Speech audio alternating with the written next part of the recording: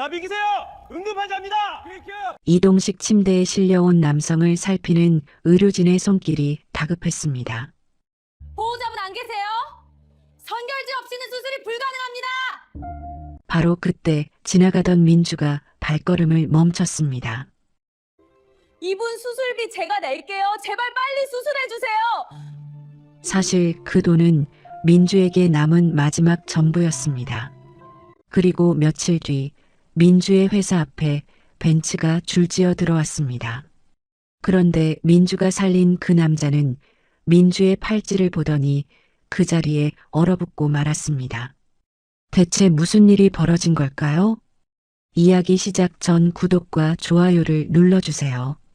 지금 어디서 듣고 계신지 댓글 남겨주시면 그곳에 따뜻한 행운이 가득하기를 바라겠습니다. 서울 외곽의 작은 회사 지성유통경리과 사무실에는 매일 아침 누구보다 먼저 불이 켜졌습니다. 26살 민주가 출근하는 시간이었거든요. 낡은 구두 뒤축은 벌써 한쪽이 닳아 기울어져 있었고 양말에는 엄지발가락이 비칠 만큼 구멍이 나 있었지만 민주는 퇴근하면 바늘을 꺼내 꼼꼼하게 꿰매어 다시 신었습니다. 하지만 그 참하고 성실한 얼굴에는 언제나 미소가 걸려 있었습니다. 아무리 힘들고 지쳐도 입꼬리만은 끝까지 올려 매는 것이 민주의 버릇이었죠. 격리과 사무실 한쪽 귀퉁이에 앉아 두꺼운 장부를 넘기며 숫자를 하나하나 대조하는 민주의 모습은 마치 세상의 무게를 혼자 짊어지고도 무너지지 않겠다고 이를 악문 작은 새 한 마리 같았습니다. 점심시간이 되면 사무실에 웃음꽃이 피었습니다. 동료들이 가방을 들고 우르르 일어서며 민주의 책상 앞에 다가왔거든요. 민주 씨, 오늘 앞에 새로 생긴 국밥집 같이 가요. 제가 쏠게요. 격리과 선배 지연이 환한 얼굴로 고개를 들이밀었습니다. 따뜻한 사골 국물 냄새가 코끝을 스치는 듯했죠. 민주의 입안에 절로 침이 고였습니다. 하지만 민주는 이내 고개를 저으며 웃어 보였어요. 괜찮아요, 선배. 저 오늘 싸운 거 있어서요. 맛있게 드세요. 지연이 아쉬운 표정으로 사무실을 나서자 민주는 탕비실, 접이식 의자에 홀로 앉아 주먹밥을 한 입 베어 물었습니다. 바로 그때였습니다. 탕비실 문 너머로 복도에서 수군거리는 목소리가 슬며시 흘러들어왔어요. 민주 씨는 참 착한데 너무 궁상맞게 살아서 안쓰러워. 그러게. 저러다 쓰러지는 거 아니야? 얼굴이 반쪽밖에 안 남았잖아. 민주의 손이 멈추었습니다. 입안에 물고 있던 주먹밥이 갑자기 돌덩이처럼 무거워졌죠. 눈시울이 뜨거워지려는 것을 민주는 고개를 푹 숙여 참았습니다. 아무도 보지 않는 탕비실에서 아무도 모르게 눈물 한 방울이 찬밥 위에 톡 떨어졌습니다. 하지만 민주는 그 젖은 주먹밥마저 꾹꾹 씹어 삼키며 속으로 되뇌었습니다. 괜찮아. 엄마만 나으시면 돼. 엄마만 나으시면 나는 아무것도 안 아파. 이 한 끼를 아껴야 엄마 병원비에 조금이라도 더 보탤 수 있었으니까요. 그날 오후 민주의 휴대폰이 울렸습니다. 화면에 뜬 번호는 엄마가 입원해 있는 병원 원무과였습니다. 민주는 가슴이 철렁 내려앉는 것을 느끼며 떨리는 손으로 전화를 받았습니다. 보호자 오민주 씨 되시죠? 밀린 병원비 300만 원을 오늘 밤까지 정산해 주셔야 합니다. 내일 아침까지 납부가 안 되시면 퇴원 절차를 밟아야 할 것 같습니다. 민주의 귀가 먹먹해졌습니다. 심장이 바닥으로 곤두박질 치는 것만 같았죠.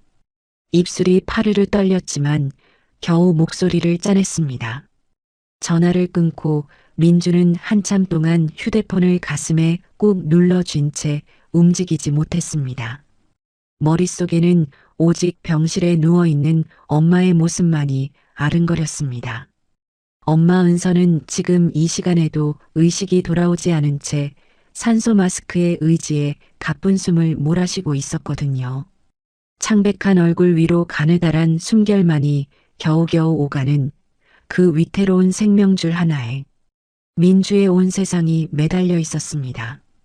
이대로 병원 밖으로 쫓겨나면 엄마는 영영 눈을 뜨지 못할지도 모릅니다. 민주는 퇴근하자마자 집 보증금을 해지하러 뛰어갔어요.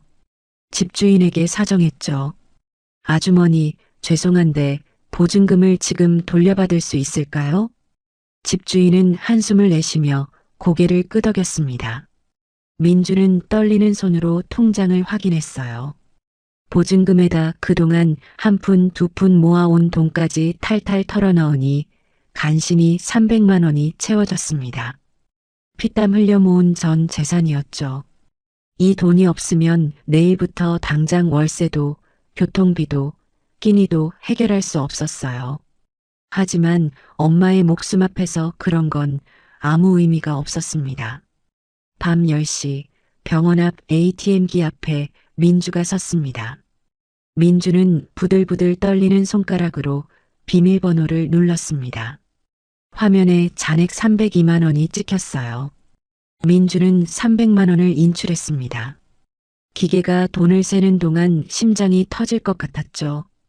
이것만 내면 엄마는 내일도 치료를 받을 수 있었어요. 민주는 원무과를 향해 발걸음을 옮겼습니다. 바로 그 순간이었어요. 병원 정문 쪽에서 구급차가 사이렌을 울리며 쏜살같이 들어왔습니다.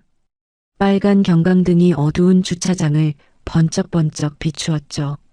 구급대원들이 들것을 밀고 뛰었어요. 들것 위에는 중년 남성이 누워 있었습니다. 얼굴이 잿빛으로 변해 있었고 입에는 산소 마스크가 씌워져 있었어요. 지갑도 핸드폰도 보호자도 없었습니다. 급성 심장 발작이었죠. 민주는 응급실 입구 한쪽에 서서 그 광경을 지켜보고 있었어요. 구급대원이 접수처에 대고 다급하게 외쳤습니다. 급성 심근경색입니다. 지금 즉시 수술에 들어가야 합니다. 그런데 접수 간호사의 표정이 굳었어요. 보호자 연락이 안 되면 선결제 없이는 수술실 투입이 어렵습니다.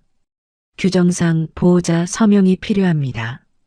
구급대원의 얼굴이 벌겋게 달아올랐습니다. 지금 골든타임이 넘어가고 있다고요. 이 사람 지갑도 폰도 없어서 보호자 연락이 안 됩니다. 하지만 접수처의 대답은 달라지지 않았어요. 복도 한쪽에서 그 남성의 심장 박동 모니터가 야속하게 삐삐거리고 있었습니다. 그래프가 요동치다가 점점 느려지고 있었죠. 의료진이 들건 옆에서 초조하게 서성이고 있었어요. 생사의 골든타임이 모래시계처럼 흘러내리고 있었죠. 민주의 발걸음이 응급실 앞에서 우뚝 멈추었습니다. 유리문 너머로 침대 위에 남성이 보였거든요. 쇳소리를 내며 거친 숨을 몰아쉬는 그 위태로운 모습에 민주의 눈길이 붙들렸습니다. 이마에는 식은땀이 줄줄 흘러내리고 있었고 고통으로 잔뜩 일그러진 눈가에는 세월의 깊은 주름이 패여 있었습니다. 꼭 담은 입술 사이로 새어나오는 신음소리가 유리문을 뚫고 민주의 귓전을 때렸습니다. 그 순간 민주의 눈앞에 병실에 누워있는 엄마의 모습이 겹쳐 보였습니다. 산소 마스크를 낀 채 가쁜 숨을 몰아쉬던 엄마의 창백한 얼굴, 그리고 지금 눈앞에서 사경을 헤매는 이 낯선 남성의 얼굴이 하나로 포개졌습니다. 누군가의 소중한 가족이었을 겁니다. 지금 이 순간 간절하게 살고 싶었을 겁니다. 민주의 가슴 속에서 뜨거운 것이 치밀어 올랐습니다. 품에 안고 있던 낡은 가방을 내려다보았습니다. 300만 원. 엄마의 목숨값이었습니다. 하지만 눈앞에서 숨이 꺼져가는 사람을 두 눈 뜨고 지나칠 수는 없었습니다. 민주는 흐르는 눈물을 닦지도 못한 채 속으로 외쳤습니다. 엄마 미안해. 엄마 병원비인데. 하지만 이 사람은 지금 내가 안 도우면 정말 위험해. 엄마라면 분명 같은 선택을 하셨을 거야. 엄마 돈은 내일 아침에 어떻게든 무릎 꿇고 빌어볼게. 민주는 이를 악물고 접수 창구로 뛰어갔습니다.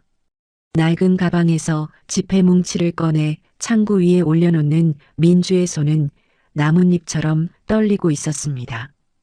이분 수술비요. 여기 300만 원 있습니다. 제발 빨리 수술해 주세요. 간호사가 놀란 눈으로 민주를 올려다보았습니다. 민주의 목소리는 울음이 섞여 갈라지고 있었습니다. 엄마 병원비는 내일 아침에 어떻게든 무릎 꿇고 빌어보자. 하지만 이 사람은 지금 이 순간 내가 안 도우면 정말 돌아가신다. 그 생각 하나가 민주의 온몸을 지배하고 있었습니다. 결제가 완료되자 의료진이 번개처럼 움직이기 시작했습니다. 남성의 침대가 수술실을 향해 급하게 밀려나갔고 복도의 형광등이 침대 위를 스쳐 지나가며 번쩍번쩍 빛났습니다.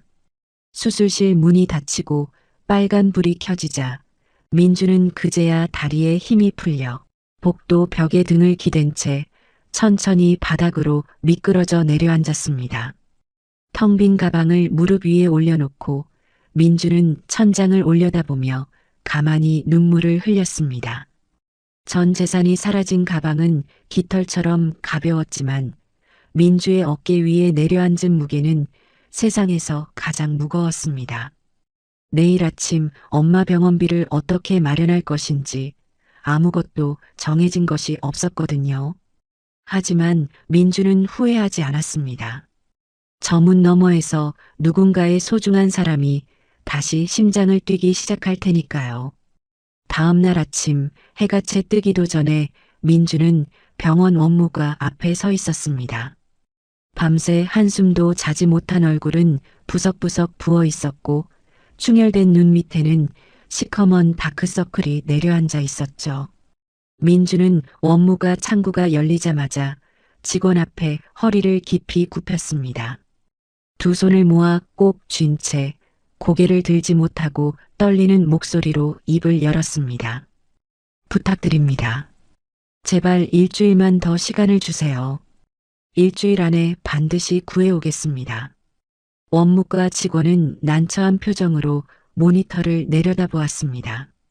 오민주 보호자님, 사정은 이해하지만 이미 2달이나 밀린 상태라서요. 알고 있습니다.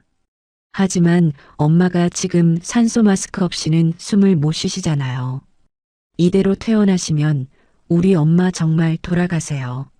민주의 목소리가 갈라지며 눈물이 뺨을 타고 주르르 흘러내렸습니다. 원무가 로비에 있던 다른 환자 보호자들까지 고개를 돌려 민주를 바라볼 만큼 그 울음소리에는 딸의 간절함이 가득 배어 있었습니다. 결국 원무과 직원은 한숨을 내쉬며 일주일의 유예를 허락했어요. 민주는 고개를 조아리며 연신 감사하다는 인사를 쏟아냈어요. 하지만 복도를 나서는 발걸음은 천근만근이었습니다. 일주일 안에 300만 원을 어디서 구할지 막막함이 온몸을 짓눌렀거든요.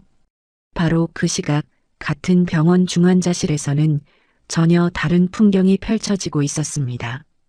어젯밤 급성 심근경색으로 응급수술을 받았던 그 중년 남성이 기적처럼 눈을 떴거든요. 그의 진짜 정체는 대한민국 굴지의 대기업 성원그룹의 총수 한석진 회장이었습니다. 59세의 나이에도 여전히 날카로운 눈매와 중후한 기품이 넘치는 인물이었죠. 석진이 무거운 눈꺼풀을 간신히 들어올리자 침대 옆에서 밤새 뜬 눈으로 지키고 있던 송필우 비서실장이 벌떡 일어났습니다. 회장님, 의식이 돌아오셨습니까? 송 실장의 목소리가 떨리고 있었어요. 석진은 마른 입술을 달싹이며 가까스로 입을 열었습니다. 송 실장, 어젯밤 나를 살린 사람이 누구지? 지금 확인 중입니다. 응급실 접수 기록에 결제자 이름이 남아있을 겁니다. 찾아. 반드시 찾아야 해. 내 목숨을 구해준 은인이야. 조사 결과는 생각보다 빨리 나왔습니다. 응급실 접수 기록에 남아있던 이름 오민주. 나이 26, 직장은 성원그룹 계열사인 지성유통의 경리과 사원이었습니다. 지성유통이면 우리 계열사 아닌가? 그렇습니다, 회장님. 석진은 한동안 아무 말 없이 천장만 바라보았습니다. 수많은 사람이 오가는 서울 한복판에서 하필이면 자신의 회사에 다니는 26살 격리 직원이 자기 목숨을 구했다는 사실이 가슴 한구석에 묘한 잔물결을 일으켰거든요. 며칠 뒤 아침, 민주가 일하는 지성유통 건물 앞 주차장에 번쩍이는 검은색 벤츠 5대가 일렬로 미끄러져 들어왔습니다. 최고급 세단의 묵직한 엔진 소리가 낡은 건물 유리창을 가볍게 진동시켰죠. 사내의 묘한 긴장감이 순식간에 퍼져나갔습니다. 저거 본사 차량 아니야? 직원들이 창문에 코를 박고 수군거렸어요. 설마 회장님이 직접 오신 건 아니겠지 하며 서로 눈치를 살피는 사이 평소 거만하기 짝이 없던 지성유통 사장이 넥타이를 고쳐매며 허둥지둥 로비로 뛰어내려갔습니다. 뒤이어 임원들이 줄줄이 따라 나왔고 민주를 궁상맞다고 수군거리던 직원들까지 복도에 도열했습니다. 차 문이 열렸습니다. 검은 캐시미어 코트 자락이 바람에 가볍게 날리며 석진이 위험 있는 걸음으로 건물 안에 들어섰어요. 50대 후반의 깊은 눈매에 중후한 품격이 넘치는 모습이었습니다. 석진은 도열한 사장과 임원들의 인사를 가볍게 받으며 로비를 가로질렀습니다. 그리고 격리과 사무실 앞에서 걸음을 멈추었어요. 민주는 자기 자리에서 장부를 정리하고 있었습니다. 무슨 일인지도 모른 채 고개를 드는 순간 눈앞에 검은 코트를 입은 중년의 남성이 서 있었죠. 양쪽으로 도열한 직원들의 숨소리조차 들릴 만큼 사무실이 고요해졌습니다. 석진이 민주를 향해 깊이 허리를 숙였습니다. 수십 명의 직원이 지켜보는 가운데 대한민국 최대 기업의 총수가 가장 말단 격리 직원에게 고개를 숙인 것이었어요. 사무실 안이 술렁였습니다. 민주는 영문을 몰라 새하얗게 질린 채 자리에서 벌떡 일어났죠. 석진은 허리를 편 뒤 품에서 묵직한 봉투 하나를 꺼내 민주의 양손에 조심스럽게 올려놓았습니다. 오민주 씨, 며칠 전 밤 응급실에서 쓰러져 있던 사람이 접니다. 당신 덕분에 이렇게 살아서 두 발로 찾아올 수 있었습니다. 이건 제 마음입니다. 봉투 안에는 3천만 원짜리 수표가 들어 있었습니다. 민주의 손이 부들부들 떨렸어요. 3천만 원이라니. 평생 만져본 적 없는 금액이 두 손바닥 위에 올려져 있었거든요. 하지만 민주는 떨리는 손을 꾹 쥐며 봉투를 석진에게 도로 내밀었습니다. 회장님, 감사합니다. 하지만 저는 돈을 바라고 한 일이 아닙니다. 그날 밤 제가 낸 수술비 300만 원만 돌려주시면 저는 그걸로 충분합니다. 사무실 안이 다시 한번 웅성거렸어요. 3천만 원을 거절하는 말단 격리 직원이라니. 믿기지 않는 광경이었죠. 석진의 눈이 크게 떠졌습니다. 정말 이것만으로 괜찮겠습니까? 민주는 고개를 끄덕이며 수줍게 웃어 보였어요. 그 300만 원이 지금 저한테는 세상에서 제일 급한 돈이거든요. 석진은 한동안 민주의 얼굴을 말없이 바라보았습니다. 맑고 깊은 눈동자, 거액의 돈 앞에서도 흔들리지 않는 단단한 눈빛. 그 눈빛을 마주하는 순간 석진의 가슴 깊은 곳에서 아려오는 듯한 아련한 그리움이 밀려들었어요. 마치 아주 오래전에 잃어버린 무언가를 다시 마주한 것 같은 설명할 수 없는 떨림이었죠. 석진은 300만 원 수표를 민주의 손에 쥐어준 뒤 조용히 건물을 나섰습니다. 벤츠 뒷좌석에 몸을 실은 석진은 차창 밖으로 지성유통 건물이 멀어지는 것을 가만히 바라보았어요. 민주의 맑은 눈동자가 자꾸만 아른거려 떨쳐낼 수가 없었습니다. 본사 집무실로 돌아온 석진은 책상 앞에 앉아 한참을 생각에 잠겼습니다. 요즘 세상에 3천만 원을 내미는데 손사래를 치는 사람이 있다니. 석진은 송 실장을 불러 나지막이 말했습니다. 오민주라는 친구, 어떤 처지인지 조용히 좀 알아봐 주게. 절대 본인이 눈치채지 못하게. 송 실장은 고개를 숙이며 물러갔고 이틀 뒤 석진의 집무실 책상 위에 얇은 보고서 한 부가 올라왔습니다. 송 실장의 목소리가 조심스러웠어요. 회장님, 그 300만 원의 출처를 확인했습니다. 석진이 보고서를 펼쳤습니다. 민주의 어머니는 오랜 지병으로 중환자실에 입원 중이었고 밀린 병원비가 정확히 300만 원이었습니다. 민주가 그날 밤 인출한 돈은 밀린 월세 보증금과 전 재산을 합쳐 간신히 채운 엄마의 병원비였던 거예요. 그런데 그 돈을 고스란히 이름도 모르는 남자의 수술비로 내어준 겁니다. 송 실장이 목소리를 가다듬으며 이어갔습니다. 민주는 석진을 살린 그날 밤 이후로 매일 퇴근하자마자 근처 식당에서 야간 아르바이트를 뛰고 있었어요. 새벽 2시까지 설거지를 하고 겨우 4시간 눈을 붙인 뒤 다시 출근하는 생활을 반복하고 있었습니다. 엄마의 병원비를 다시 메꾸기 위해서였죠. 보고서를 읽던 석진의 손이 멈췄습니다. 종이를 쥔 손가락 끝이 하얗게 질려 있었어요. 자신이 편안한 중환자실 특실 침대에서 최고의 의료진에게 치료를 받고 있는 동안 자기 목숨을 구해준 사람은 엄마의 병원비를 대신 써버린 죗값을 치르느라 잠도 못 자고 밤새 설거지를 하고 있었어요. 석진은 보고서를 내려놓았습니다. 안경을 벗어 책상 위에 놓고 두 손으로 얼굴을 감쌌어요. 넓은 회장실에 석진의 거친 숨소리만이 가늘게 울렸습니다. 그 아이의 300만 원은 단순한 돈이 아니었습니다. 엄마의 목숨줄이었고 자기 인생의 전부였거든요. 그걸 모르는 사람에게 선뜻 내어줄 수 있는 마음이 도대체 어디서 나온 건지 석진은 가슴이 미어지는 것 같았습니다. 한참 만에 얼굴에서 손을 뗀 석진의 눈가가 붉게 젖어 있었어요. 이 참하고 눈물겨운 아이를 그냥 둘 수는 없었습니다. 다음 날 민주의 회사 책상 위로 한 통의 전화가 걸려왔습니다. 성원그룹 비서실이었어요.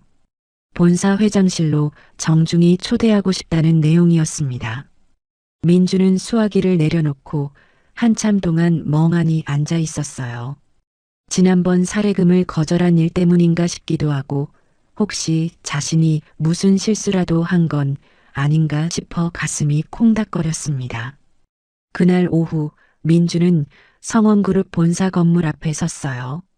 고개를 한껏 젖혀야 꼭대기가 보이는 유리 빌딩이었습니다.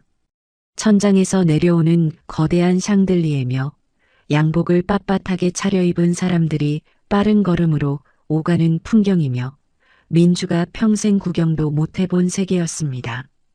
회장실은 넓고 고요했습니다. 한쪽 벽면이 통유리로 되어 있어 서울 도심의 풍경이 한눈에 내려다 보였어요. 그 창 앞에 석진이 서 있었습니다. 민주가 들어서자 석진은 몸을 돌려 인자한 미소를 지었어요. 지난번 회사에서 봤던 위험 있는 모습과는 사뭇 다른 동네 어른 같은 따뜻한 표정이었습니다.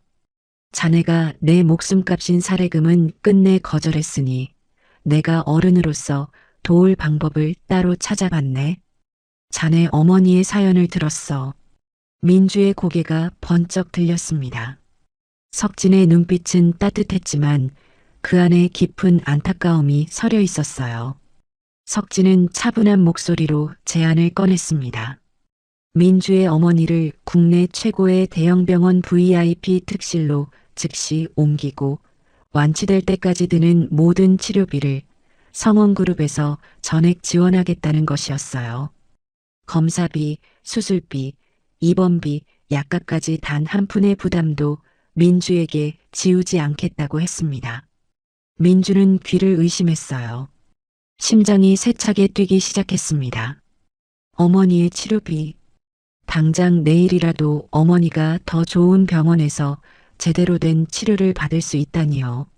민주의 눈에서 눈물이 왈칵 쏟아졌습니다. 참으려 했지만 도저히 참을 수가 없었어요. 두 손으로 얼굴을 감싸고 어깨를 들썩이며 한참을 울었습니다. 원무가 앞에서 무릎 꿇던 날의 서러움이, 그 모든 것이 한꺼번에 터져나왔어요. 석진은 아무 말 없이 기다려 주었습니다. 탁자 위에 티슈 박스를 민주 쪽으로 조용히 밀어줄 뿐이었어요. 한참이 지나서야 민주가 젖은 눈을 들었습니다. 그리고 고개를 천천히 저었어요. 민주는 눈물을 훔치며 입을 열었어요. 목소리가 갈라졌지만 또박또박 말했습니다. 회장님, 제 형편에 너무나 감사한 제안입니다. 하지만 이 은혜는 받을 수 없습니다. 저는 그저 사람이 죽어가기에 당연히 해야 할 일을 했을 뿐입니다. 석진의 눈빛이 흔들렸어요. 민주는 이어서 말했습니다. 사람의 목숨을 구한 당연한 도리를 대가 삼아 이렇게 과분한 호의를 받는 것은 올바르지 않다고, 어머니의 치료비는 자신이 어떻게든 스스로 감당하겠다고 조용히 고개를 숙였어요. 이 아이가. 석진은 가슴 한가운데가 뜨거워지는 걸 느꼈습니다. 3천만 원도 거절하더니 어머니의 치료비까지 사양하다니. 빈털털이나 다름없는 처지에서 매일 밤 아르바이트를 뛰면서도 이 아이는 자존심 하나만큼은 절대 꺾지 않았어요. 청렴하다 못해 고집스러운 그 고든 심성이 석진의 가슴속 아주 깊은 곳을 또 한 번 울렸습니다. 바로 그 순간이었어요. 민주가 눈물을 훔치며 손을 저어 사양하던 그때, 셔츠의 낡은 소매깃이 팔을 움직이는 바람에 위로 슬며시 거쳐 올라갔습니다. 그 아래로 민주의 가느다란 손목이 드러났어요. 손목에는 빛이 바래고 세월의 흔적이 고스란히 묻어난 낡은 은팔찌 하나가 채워져 있었습니다. 석진의 시선이 그 팔찌에 못 박혔어요. 은빛이 거의 사라진 그 낡은 표면 위로 아주 작지만 선명한 문양 하나가 각인되어 있었습니다. 들꽃이었어요. 꽃잎 세 장이 바람에 흩날리는 듯한 특유의 들꽃 문양. 석진의 숨이 멈췄습니다. 심장이 한 박자 건너뛴 것처럼 가슴이 철렁 내려앉았어요. 손가락 끝이 차갑게 저려왔습니다. 눈동자가 파르르 떨렸어요. 입술이 벌어졌지만 아무 소리도 나오지 않았습니다. 저 문양은, 석진은 그 들꽃 문양을 알고 있었어요. 아니, 알고 있는 정도가 아니었습니다. 이 세상에서 저 문양을 새긴 사람은 단 한 명뿐이었어요. 35년 전 24살의 젊은 석진이 밤새 은 공방에서 끌과 망치를 잡고 한 땀 한 땀 직접 새긴 바로 그 문양이었습니다. 석진은 자리에서 벌떡 일어났습니다. 민주가 회장실 문을 열고 나가려는 순간이었어요. 석진의 떨리는 목소리가 민주의 등 뒤를 붙잡았습니다. 잠깐만. 민주가 놀라 뒤를 돌아봤어요. 석진은 이미 소파에서 일어나 민주 쪽으로 다가오고 있었습니다. 평소에 위험 있고 절제된 걸음이 아니었어요. 다리가 휘청거렸고 눈가에는 금방이라도 쏟아질 것 같은 눈물이 그렁그렁 고여 있었습니다. 석진은 떨리는 손으로 민주의 손목을 조심스럽게 잡았어요.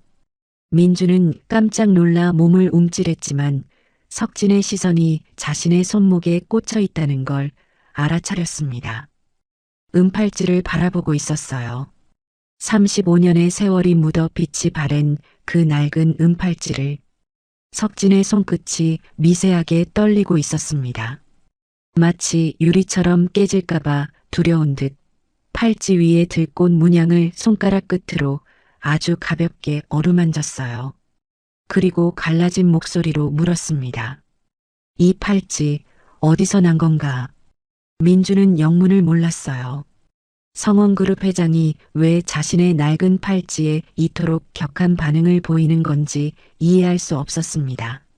하지만 석진의 눈에 고인 눈물을 보는 순간 아무렇게나 대답할 수 없다는 걸 본능적으로 느꼈어요. 제 어머니가 평생 목숨처럼 아끼던 팔찌입니다. 소중한 사람에게 받은 거라고 하셨어요. 어머니가 쓰러지시기 전에 제 손목에 직접 채워주셨습니다. 그 한마디에 석진의 세계가 무너져 내렸습니다. 다리에서 힘이 빠졌어요. 59회를 살아오며 재계의 정상에서 그 누구 앞에서도 약한 모습을 보인 적 없던 남자가 회장실 바닥에 털썩 주저앉았습니다. 석진은 두 손으로 얼굴을 감싸고 어깨를 들썩이며 소리 없이 울기 시작했습니다. 민주는 깜짝 놀랐어요. 대한민국 최고 재벌의 총수가 자기 앞에서 바닥에 주저앉아 울고 있었으니까요.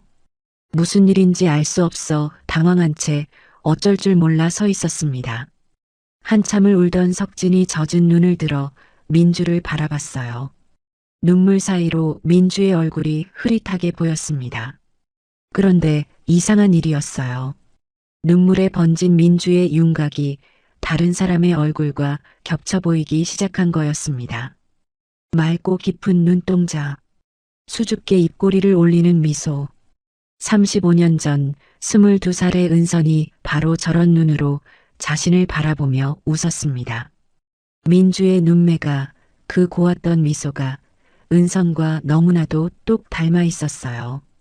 어째서 이걸 진작 몰랐을까?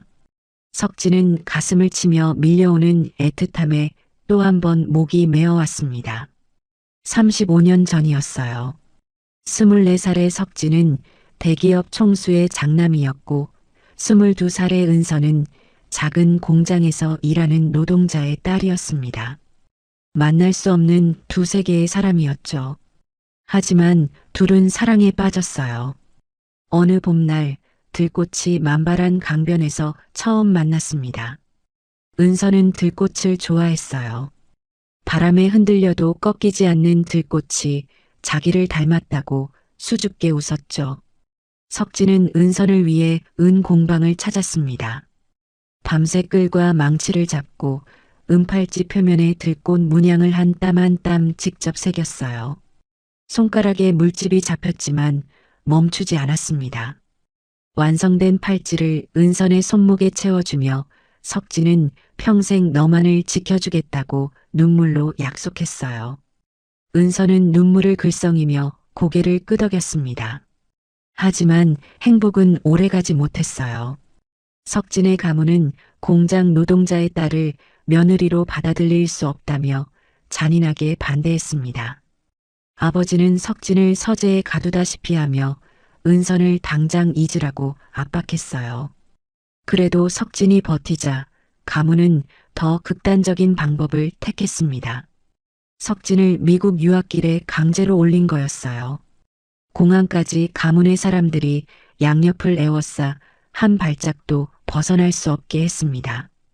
출국하던 날 석진은 공항 유리창 너머로 아무것도 보이지 않았어요. 눈물이 앞을 가렸거든요.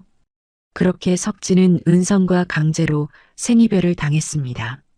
미국 땅에서 석진은 은선만을 그리워했어요. 편지를 보냈지만 답장은 돌아오지 않았습니다. 가문이 중간에서 모조리 막았거든요. 세월이 흘러 석진은 성원그룹의 총수가 됐지만 단 한 번도 결혼하지 않았습니다. 은선을 향한 마음 하나로 평생을 홀로 살아온 거였어요. 그런데 그 사이 홀로 남겨진 은선에게는 차마 말로 다 못할 세월이 기다리고 있었습니다. 석진이 떠난 뒤 은선의 집안은 딸을 강제로 다른 남자에게 시집 보냈어요. 은선이 아무리 울며 반대해도 소용없었습니다. 그 남자는 도박에 미친 사람이었어요. 벌어오는 돈은 모두 도박장으로 가져갔고 술에 취하면 주먹이 날아왔습니다. 남편의 눈에 은선의 손목에 채워진 은팔찌가 들어온 건 결혼 초기부터였어요. 돈이 궁할 때마다 저걸 팔아오라고 소리를 질렀습니다. 하지만 은서는 끝까지 거부했어요. 이 팔찌만큼은 절대 줄 수 없다고 차라리 자신을 때리라고 했습니다. 남편의 주먹이 날아올 때마다 은서는 팔찌를 품에 감싸 안고 웅크렸어요. 온몸에 피멍이 들었지만 팔찌는 빼앗기지 않았습니다. 석진이 새겨준 들꽃 문양만이 은선의 유일한 버팀목이었거든요. 결국 남편은 빚쟁이들에게 쫓겨 어느 날 새벽집을 나간 뒤 영영 돌아오지 않았어요. 남은 건 산더미 같은 빚과 어린 민주뿐이었습니다. 은서는 시장 바닥에서 장사를 시작했어요. 새벽 4시에 일어나 좌판을 깔고 밤 10시까지 서서 나무를 팔았습니다. 손이 갈라지고 발이 부어올라도 쉴 수 없었어요. 민주를 학교에 보내야 했으니까요. 겨울에 손가락이 꽁꽁 얼어붙어도 여름에 땡볕 아래서 어지러워 쓰러져도 은서는 다시 일어나 좌판 앞에 섰습니다. 민주가 밝게 웃는 얼굴을 볼 때마다 은서는 손목에 은팔찌를 만지며 혼잣말처럼 되뇌곤 했어요. 이 아이만큼은 참하게 키워야 해. 이 아이만큼은. 그렇게 이를 악물고 민주를 키워낸 은서는 끝내 몸이 버티지 못하고 병상에 누웠습니다. 대기업 총수로 좋은 환경에서 아무 걱정 없이 편하게 살아왔습니다. 최고급 양복을 입고 운전기사가 모는 차를 타고 원하는 것은 무엇이든 가질 수 있었어요. 그 사이 은서는 나를 잊지 않으려고 피멍이 들면서도 팔찌를 지켜냈고 시장 바닥에서 피눈물을 흘리며 딸을 키웠고 끝내 병상에서 산소 마스크에 의지의 숨을 쉬고 있었습니다. 석진은 주먹으로 가슴을 쳤어요. 1번, 2번. 둔탁한 소리가 회장실 안에 울렸습니다. 참을 수 없는 미안함이 온몸을 짓눌렀어요. 목구멍에서 터져나오는 울음을 막을 수 없었습니다. 민주는 겁에 질린 얼굴로 석진을 바라보고 있었어요. 왜 이 어른이 이토록 무너지는지 아직 알 수 없었습니다. 석진은 젖은 눈으로 민주를 올려다봤어요. 그리고 민주의 거칠고 갈라진 손을 두 손으로 꼭 감싸쥐었습니다. 석진의 손은 뜨거웠고 눈물로 젖어 있었어요. 미안하다. 참으로 미안하구나. 이제 내가 무슨 일이 있어도 너희 모녀를 영원히 지켜줄 것이다. 석진의 목소리는 갈라지고 떨렸지만 그 안에 담긴 무게는 하늘을 찌를 만큼 무거웠습니다. 민주는 이 낯선 어른의 눈물이 무엇을 의미하는지 아직 온전히 이해하지 못했어요.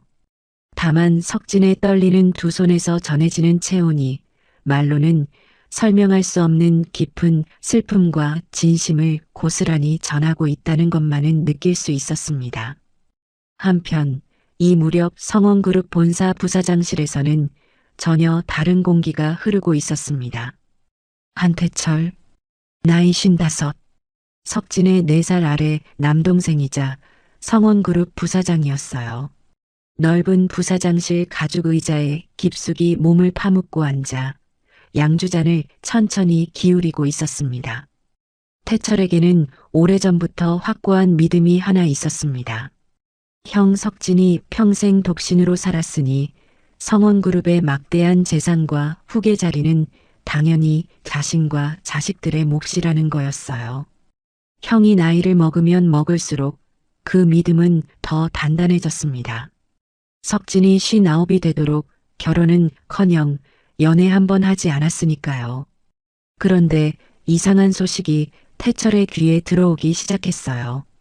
형 석진이 지성유통이라는 작은 계열사의 말단 격리 직원을 본사 회장실로 불러들였다는 것이었습니다. 게다가 오랜 시간 독대를 나눴다는 거였어요. 심지어 석진이 그 직원 앞에서 눈물까지 보였다는 첩보까지 올라왔습니다. 보고를 받은 태철의 표정에서 여유가 사라졌어요. 양주잔을 탁자 위에 내려놓는 손에 힘이 잔뜩 들어갔습니다. 태철은 즉시 사람을 붙였어요. 자신이 오랫동안 돈으로 매수해둔 정보원들을 동원해 그 격리 직원이 누구인지 샅샅이 조사하라고 지시했습니다. 결과는 빠르게 돌아왔어요.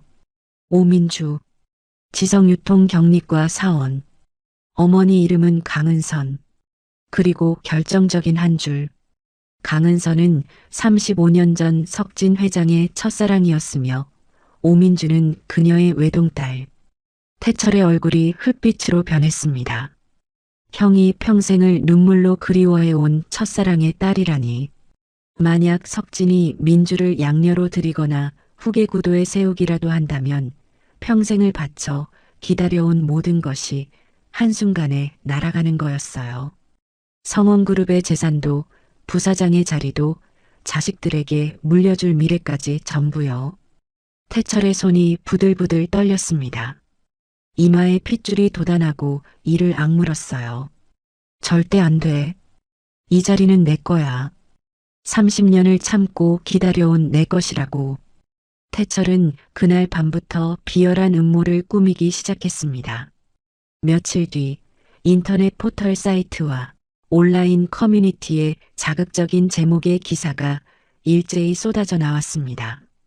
태철이 오랫동안 뒷돈으로 관리해온 매수된 언론사와 인터넷 매체들이 동시에 움직인 거였어요.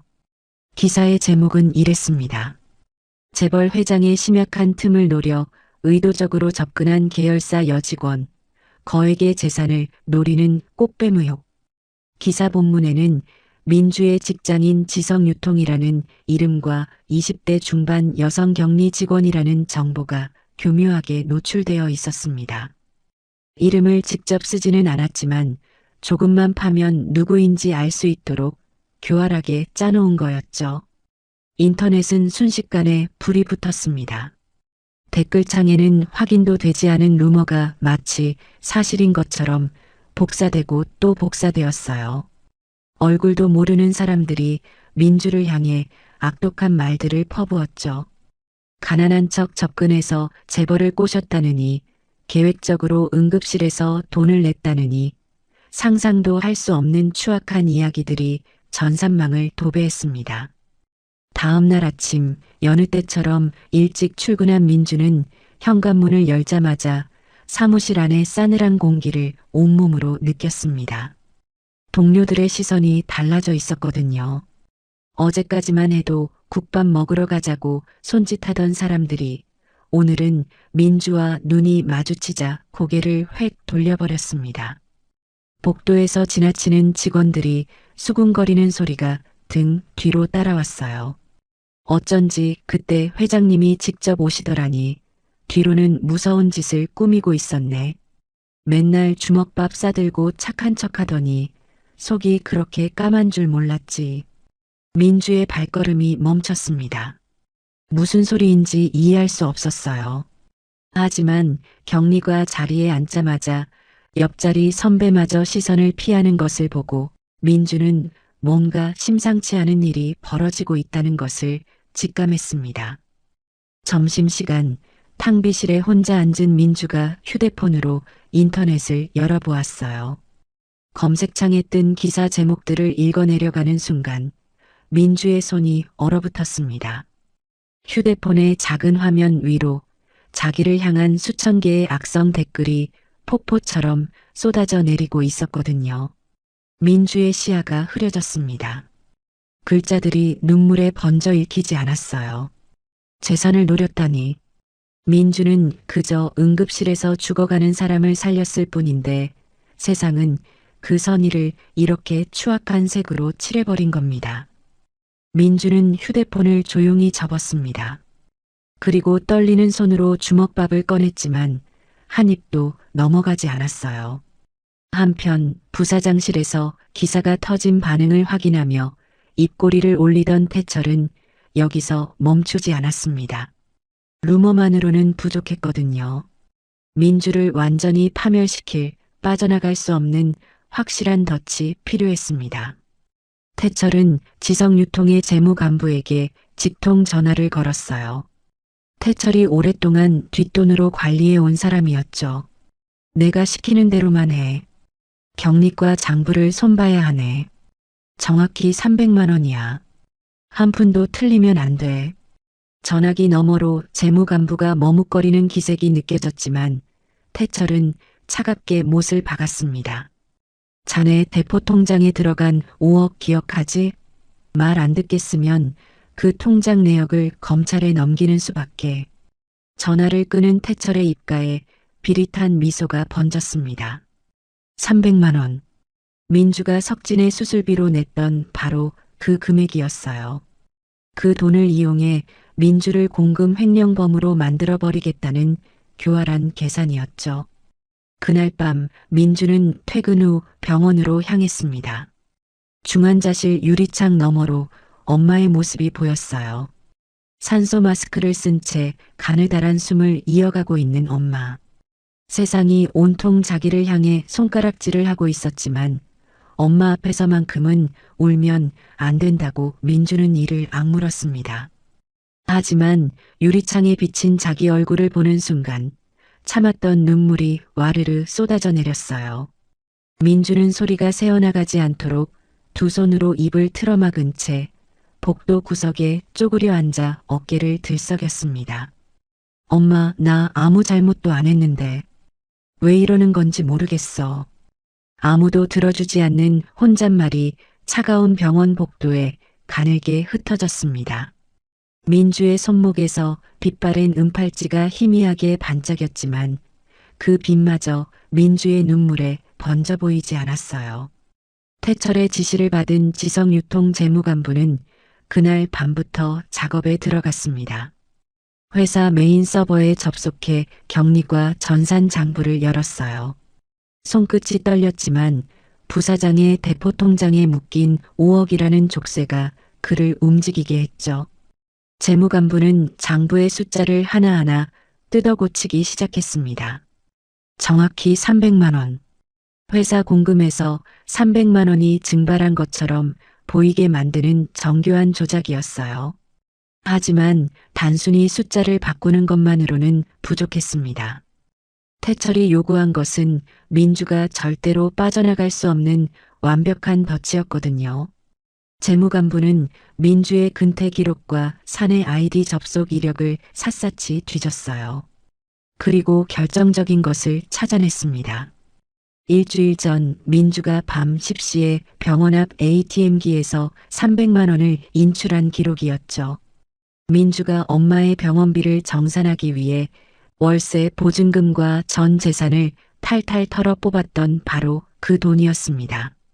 재무관부는 전산망의 공금 증발 시간을 민주가 ATM기를 이용한 밤 10시로 정확히 일치하도록 짜 맞췄어요. 마치 민주가 회사 전산망에서 공금 300만 원을 빼돌린 뒤 곧바로 ATM기에서 인출에 간 것처럼 보이도록 만든 겁니다. 시간, 금액, 인출 장소까지 모든 퍼즐 조각이 민주를 가리키고 있었죠. 조작된 서류를 출력한 재무관부는 이것을 감사팀에 넘기며 보고했습니다.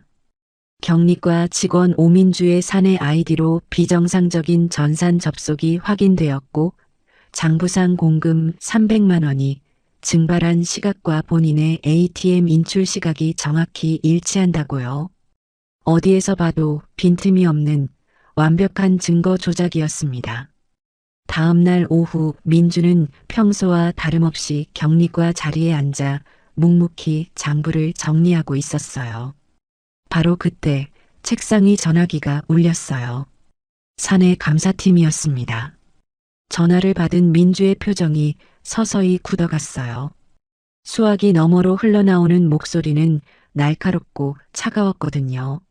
지금 당장 모든 업무를 중단하고 본관 감사실로 올라오라는 내용이었습니다. 민주는 수화기를 내려놓으며 고개를 갸웃했어요. 감사실이라니.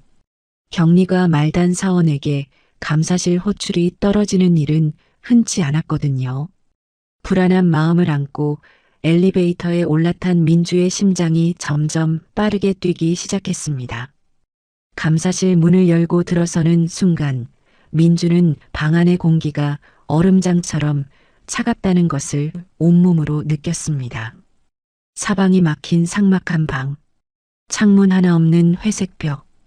긴 테이블 맞은편에 감사실장이 팔짱을 끼고 앉아 있었어요. 그의 옆에는 두꺼운 서류 뭉치가 쌓여 있었죠.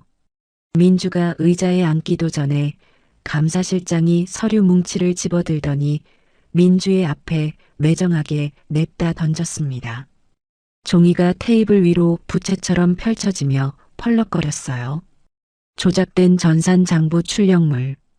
그리고 그 위에 빨간 형광펜으로 굵게 표시된 밤 10시 ATM 인출 내역서. 오민주 씨. 감사실장의 목소리는 서늘했습니다. 참한 줄 알았더니 무서운 사람이네. 회사 공금 300만 원이 유출된 바로 그 밤 10시에 자네가 ATM기에서 정확히 300만 원을 인출한 내역이 여기 다 있어. 민주의 안색이 새하얗게 변했습니다. 심장이 바닥으로 곤두박질 치는 것 같았어요. 300만 원이라는 숫자가 눈앞에서 빙빙 돌았습니다. 그 돈은 엄마의 병원비였습니다.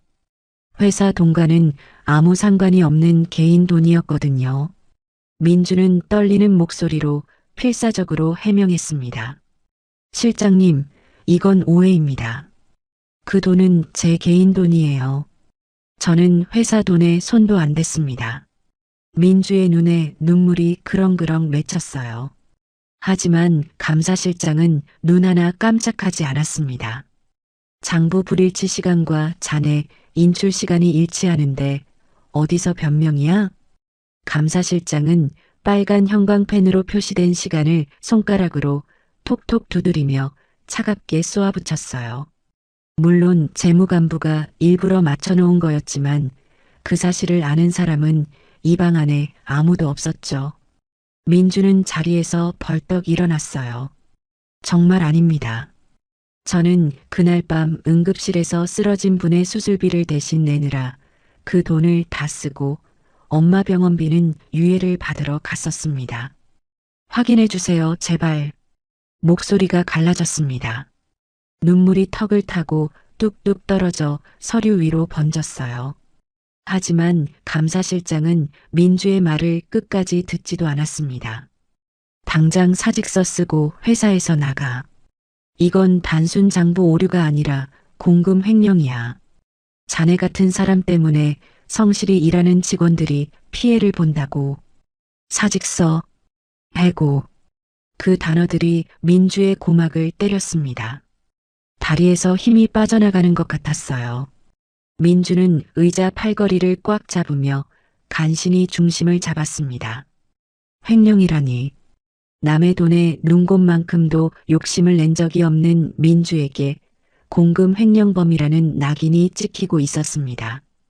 구멍난 양말을 꿰매 신으면서도 마른 주먹밥으로 끼니를 때우면서도 단 한 번도 남의 것에 손을 대지 않았던 민주였거든요.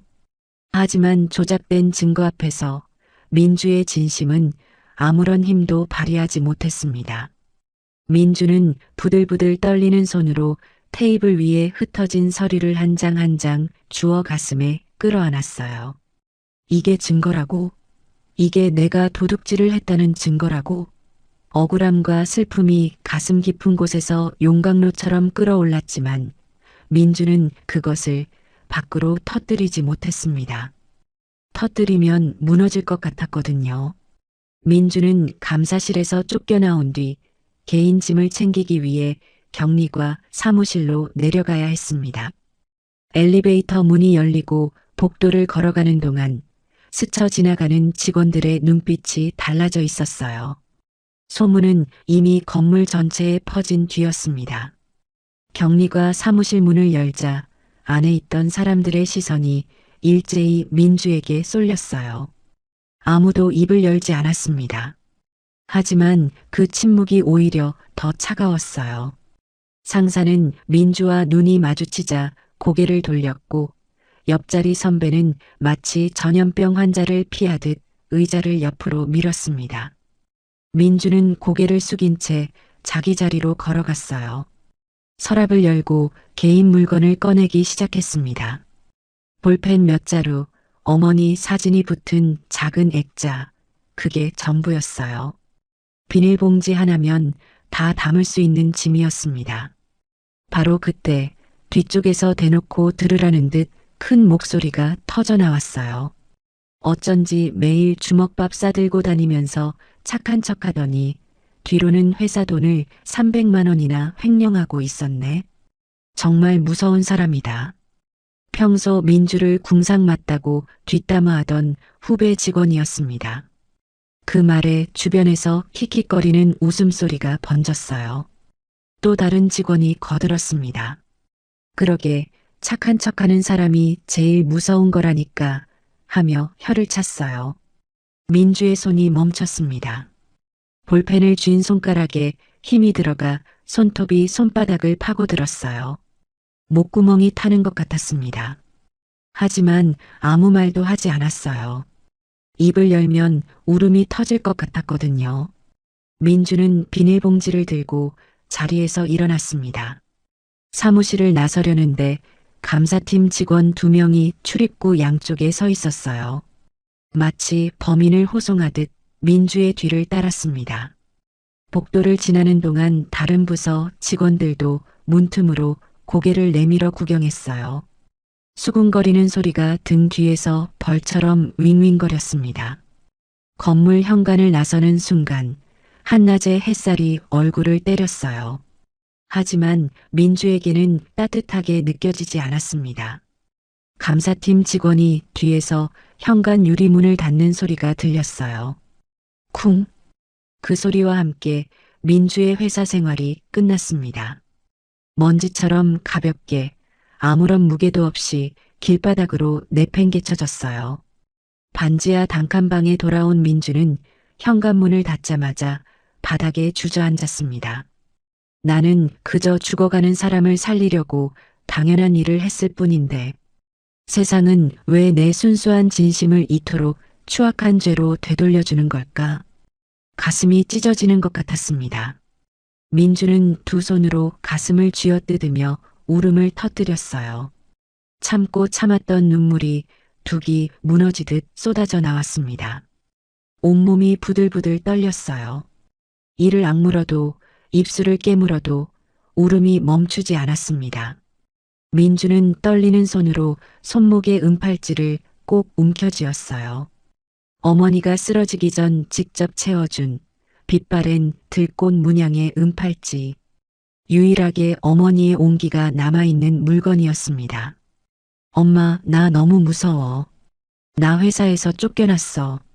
하지만 나 절대 회사 돈 훔치지 않았어. 엄마는 나 믿지? 텅 빈 방 안에 민주의 울먹이는 목소리만 메아리 쳤어요. 대답해 줄 사람은 아무도 없었습니다. 어머니는 지금 이 순간에도 병원에서 의식을 잃고 있으니까요.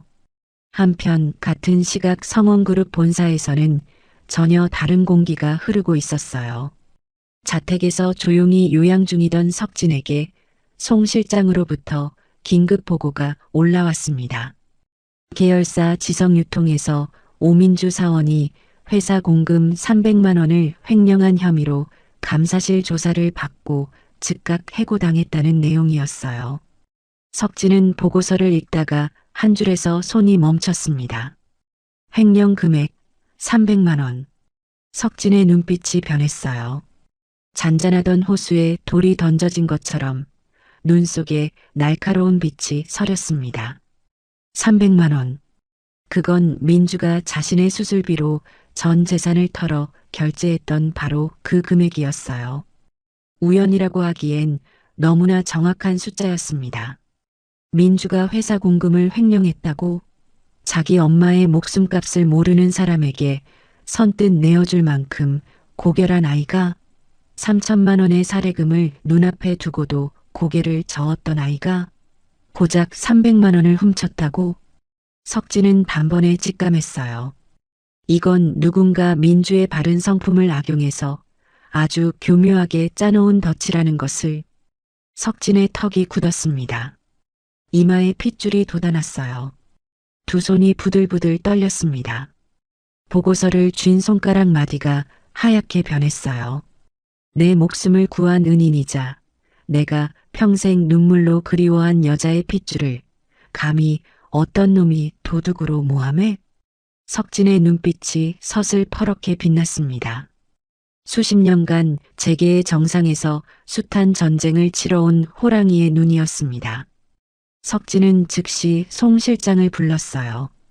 지성유통의 300만 원 횡령건의 배후를 샅샅이 파헤치라고. 전산 장부 조작의 흔적이 있는지, 재무간부의 자금 흐름에 이상은 없는지, 그 뒤에 누가 있는지 한 점의 의혹도 남기지 말고 완벽하게 밝혀내라고요. 송 실장은 허리를 숙이며 대답했습니다. 반드시 찾아내겠습니다, 회장님. 송 실장이 나간 뒤 석진은 홀로 창가에 섰어요. 주먹을 꽉 쥐고 있었습니다. 손톱이 손바닥에 파고들어 자국이 남았지만 느끼지 못했어요. 기다려라. 내 은인을 건드린 놈이 누구든 반드시 찾아내서 무릎 꿇게 해주마.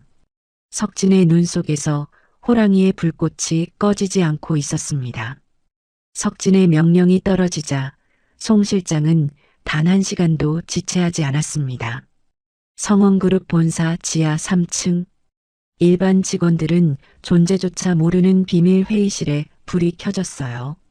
송 실장이 소집한 인원은 성원그룹의 극비정보팀 요원 5명과 국내 최고 수준의 사이버 수사대 전문가 3명이었습니다. 이들은 평소에는 그룹의 기밀 보안과 내부 감찰을 담당하는 그림자 같은 존재들이었죠. 송 실장이 회의실 문을 잠그고 입을 열었습니다. 회장님의 특명이네. 계열사 지성유통에서 발생한 공금 횡령 사건의 진짜 배후를 찾아내야 하네. 전산 로그부터 자금 흐름까지 먼지 하나도 놓치지 마. 요원들의 눈빛이 날카롭게 빛났어요. 이들에게 회장의 특명이란 곧 국가수사기관 수준의 정밀 작전을 의미했거든요. 작업은 그날 밤부터 시작되었습니다. 사이버 수사대 요원들이 지성유통의 메인 서버에 접속했어요. 경리과 전산망의 로그 기록을 1초 단위로 쪼개어 분석하기 시작했습니다. 수천 줄의 접속 기록이 모니터 화면 위로 폭포처럼 쏟아져 내렸죠.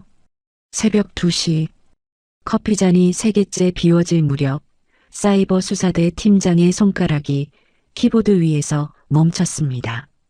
찾았어요.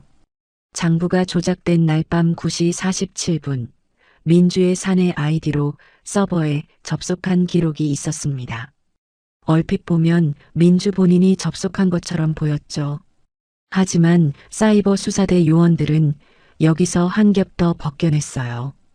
접속 경로를 역추적하자 그 아이디가 사용된 단말기의 주소가 민주의 격리과 컴퓨터와 전혀 달랐거든요. 재무간부의 개인 노트북에서 접속한 흔적이 고스란히 남아 있었습니다. 민주의 아이디를 도용해서 장부를 조작한 거였죠. 하지만 정보팀은 여기서 멈추지 않았습니다. 재무간부가 왜 이런 짓을 했는지, 그 뒤에 누가 있는지를 밝혀내야 했거든요. 요원들은 재무간부의 금융거래 내역을 추적하기 시작했어요.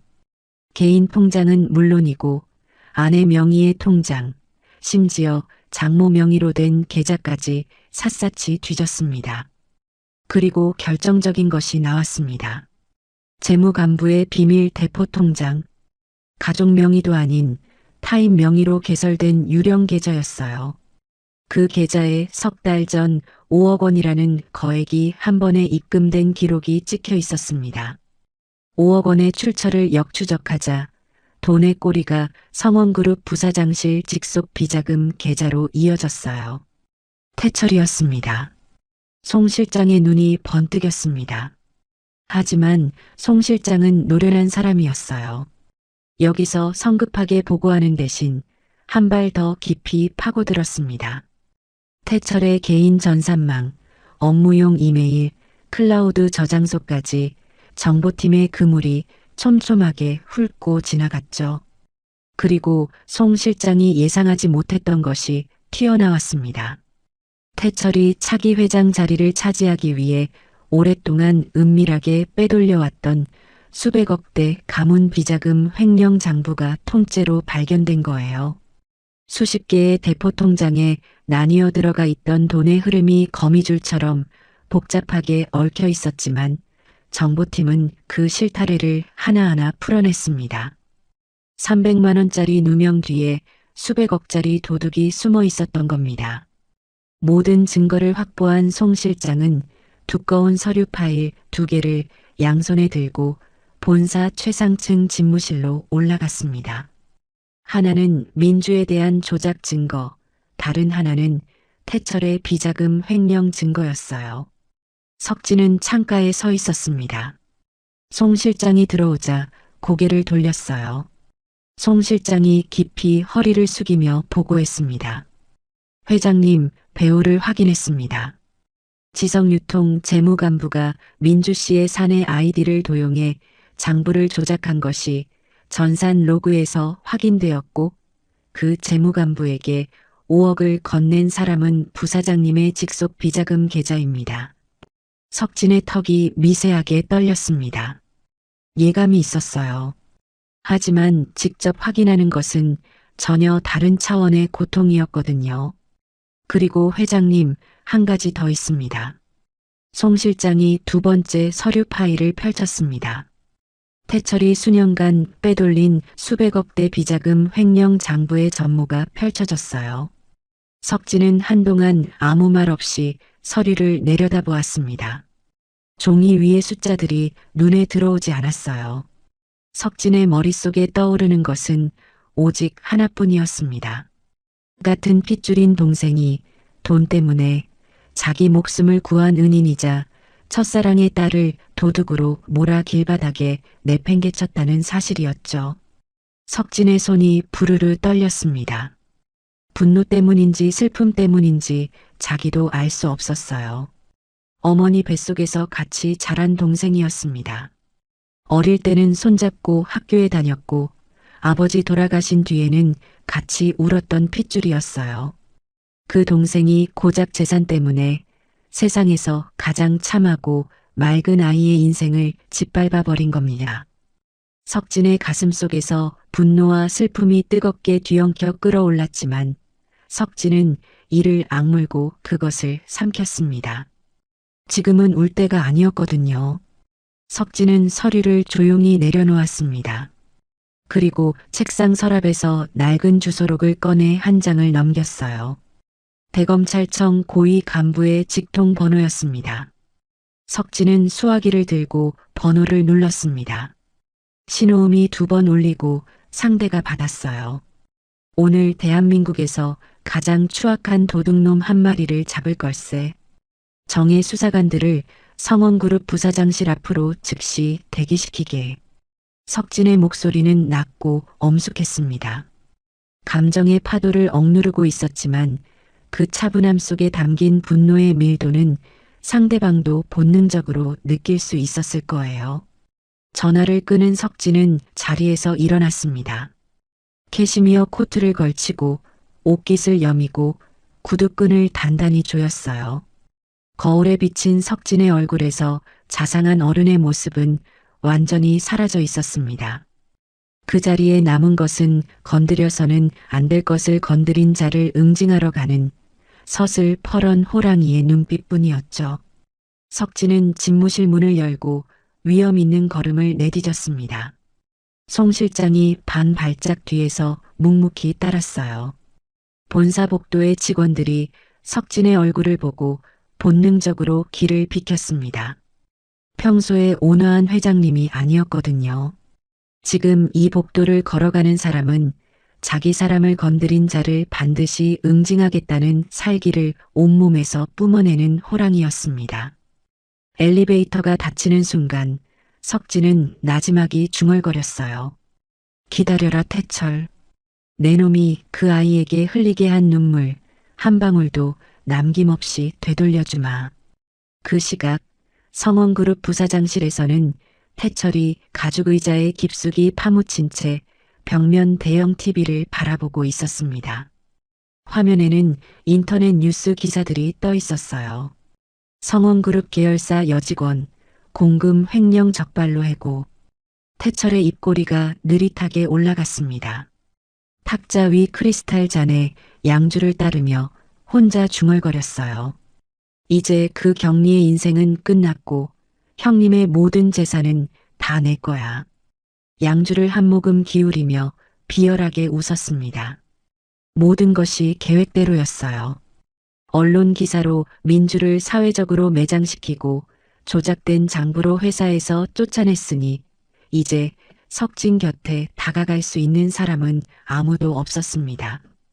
태철은 양주잔을 들어 허공에 건배를 올렸어요. 바로 그 순간이었습니다. 쿵! 육중한 부사장실 문이 부서질 듯 안쪽으로 벌컥 열렸어요. 태철이 화들짝 놀라 고개를 돌렸습니다. 양주잔을 쥔 손이 멈춰버렸어요. 문 너머로 검은 정장 차림의 남자들이 줄지어 밀고 들어왔습니다. 10명이 넘었어요. 대검찰청 중수부 정예 수사관들이었습니다. 그 뒤를 따라 송 실장이 검은 서류 가방을 들고 들어섰어요. 그리고 맨 마지막 석진이 위험 있는 걸음으로 부사장실 안에 발을 디뎠습니다. 태철의 얼굴이 새하얗게 질렸어요. 양주잔이 손에서 미끄러져 카펫 위에 떨어졌습니다. 둔탁한 소리와 함께 갈색 액체가 카펫에 번졌어요. 하지만 태철은 그걸 신경 쓸 겨를이 없었습니다. 형의 눈빛을 본 순간 온몸에 소름이 돋았거든요. 태철은 자리에서 벌떡 일어나며 목소리를 높였어요. 형님, 몸도 아직 회복이 안 되신 분이 왜 이러십니까? 전 형님의 재산을 노리는 여자를 처단한 것뿐입니다. 형님을 위해서 한 일이에요. 석진은 대답하지 않았습니다. 한마디도요. 대신 송 실장에게 눈짓을 보냈어요. 송 실장이 서류 가방을 열고 첫 번째 서류 뭉치를 꺼냈습니다. 5억 원의 뇌물 송금 명세서와 조작된 지성유통 전산 로그 기록. 석진은 그 서류들을 집어들더니 태철의 얼굴을 향해 사정없이 내던졌어요. 종이가 허공에서 흩어지며 태철의 가슴과 얼굴에 부딪혔습니다. 서류가 바닥에 사각사각 떨어져 내렸어요. 태철의 안색이 흙빛으로 변했습니다. 5억 원. 재무간부에게 보낸 그 뇌물의 흔적이 고스란히 담긴 종이들이었어요. 석진은 멈추지 않았습니다. 송 실장이 건넨 두 번째 서류 뭉치를 집어들었어요. 태철이 오랫동안 숨겨왔던 수백억 원 규모의 비자금 횡령 장부였습니다. 석진은 그것을 태철의 발 앞 대리석 바닥에 힘껏 던져버렸어요. 서류가 바닥에 부딪히며 탁 소리를 내고 부채꼴로 퍼졌습니다. 태철의 무릎에서 힘이 빠졌어요. 두 다리가 후들거리기 시작했습니다. 서류 위에 찍힌 숫자들이 눈앞에서 아른거렸어요. 자신이 그토록 치밀하게 숨겨놓았던 모든 비리가 한꺼번에 쏟아져 나온 거였습니다. 석진이 한 걸음 앞으로 나섰어요. 그리고 입을 열었습니다. 내 놈이 감히 내 목숨을 구한 은인이자 내가 눈물로 찾아 헤맨 내 여자의 핏줄을 건드려.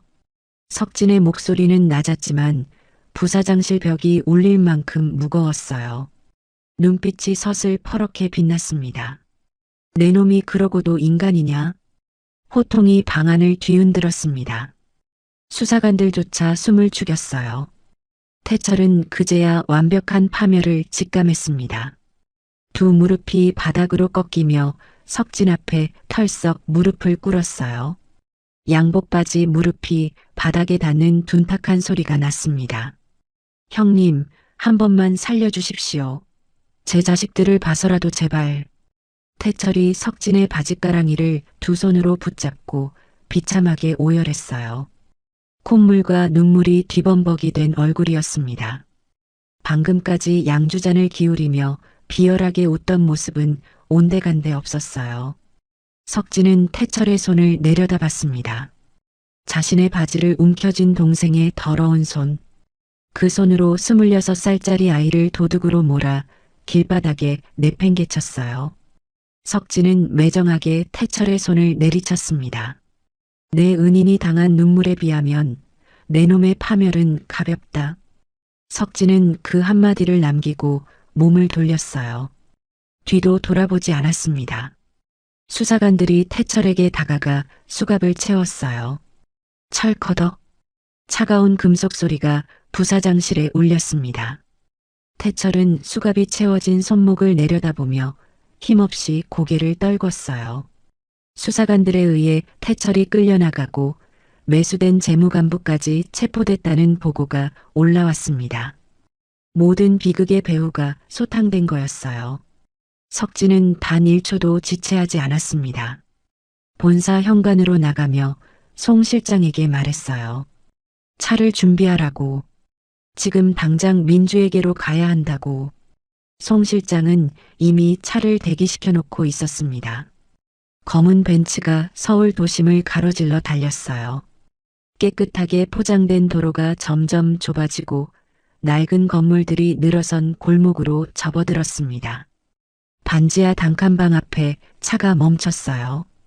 석진은 차에서 내려 좁은 계단을 내려갔습니다. 녹이 쓴 철문 앞에 섰어요. 안에서 아무 소리도 들리지 않았습니다. 석진은 조심스럽게 문을 두드렸어요. 한참 뒤에 문이 열렸습니다. 문틈 사이로 민주의 얼굴이 보였어요. 눈이 퉁퉁 부어 있었고 볼에는 마르지 않은 눈물 자국이 그대로 남아 있었습니다. 방바닥에 비닐봉지와 어머니 사진 액자가 엎어진 채 흩어져 있었어요. 석진은 민주의 얼굴을 보는 순간 가슴 속에서 무언가가 우르르 무너져 내리는 소리를 들었습니다. 자기 때문이었어요. 자기 가문의 탐욕 때문에 이 아이가 이토록 처참하게 무너져 있었습니다. 석진은 문턱을 넘어 방 안으로 들어섰어요. 그리고 민주 앞에서 허리를 깊이, 아주 깊이 숙였습니다. 무릎이 거의 바닥에 닿을 만큼 민주야, 내 탓이다. 다 못난 내 가문의 죄야. 석진의 목소리가 갈라졌어요. 목젖이 크게 움직였습니다. 자네가 당한 그 억울한 누명도 다 내 못난 동생 놈이 장난을 쳐놓은 내 탓이야. 내가 모두 바로잡겠네. 민주는 영문을 몰라 눈만 껌뻑였어요. 석진은 민주의 거칠고 갈라진 손을 두 손으로 꼭 잡았습니다. 뜨겁고 떨리는 손이었어요. 그리고 민주의 손목에 채워진 은팔찌를 내려다보며 입을 열었습니다. 자네 손목에 채워진 그 들꽃 팔찌의 주인. 내가 35년 동안 단 하루도 잊지 못하고 찾아 헤맨 내 첫사랑 은선이가 바로 자네 어머니란다. 민주의 눈이 크게 벌어졌어요. 입술이 달싹거렸지만 아무 말도 나오지 않았습니다. 35년 전의 생이별, 가문의 반대, 강제 유학, 그리고 어머니가 평생 목숨처럼 지켜낸 은팔찌의 진짜 의미. 모든 퍼즐 조각이 한꺼번에 맞춰지며 민주의 머릿속이 하얗게 변했어요. 민주의 눈에서 눈물이 쏟아졌습니다. 하지만 이번에는 억울함의 눈물이 아니었어요. 세상 모든 것이 뒤엉키는 운명의 무게 앞에서 말로는 도저히 표현할 수 없는 감정이 가슴 가득 밀려온 거였습니다. 석진은 민주의 손을 놓지 않은 채 말을 이었어요. 자네 어머니의 치료와 보살핌도 이제 내가 평생 속죄하는 마음으로 전적으로 책임지겠네. 이건 살해금이 아니야. 내가 35년간 지키지 못한 약속을 이제라도 갚으려는 거네. 석진의 눈에서도 눈물이 흘러내렸어요. 두 사람은 좁고 낡은 반지하 방바닥에 마주 앉아 한참을 울었습니다. 창밖으로 구름 사이를 뚫고 한 줄기 햇살이 내려왔어요. 반지하 창문 틈으로 스며든 그 빛이 민주의 손목에 채워진 은팔찌 위에 떨어졌습니다. 석진은 민주의 눈물을 닦아준 뒤 조용히 말했습니다. 지금 당장 가야 할 곳이 있다고. 검은 벤츠가 서울 도심을 가로질러 달렸어요.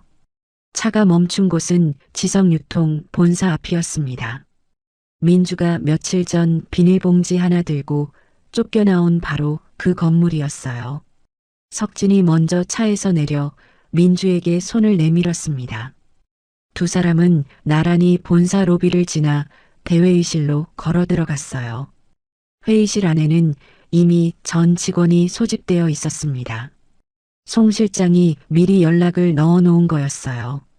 사장은 얼굴이 새하얗게 질려 맨 앞줄에 앉아 있었고 감사실장은 고개를 들지 못한 채 손만 비비고 있었습니다. 민주를 궁상맞다고 뒷담화하던 후배 직원들도 모두 불안한 표정으로 자리를 채우고 있었어요. 석진이 단상 위에 섰습니다. 수백 개의 시선이 집중됐어요. 송 실장이 프로젝터를 켜고 대형 스크린에 증거 자료를 하나씩 띄우기 시작했습니다.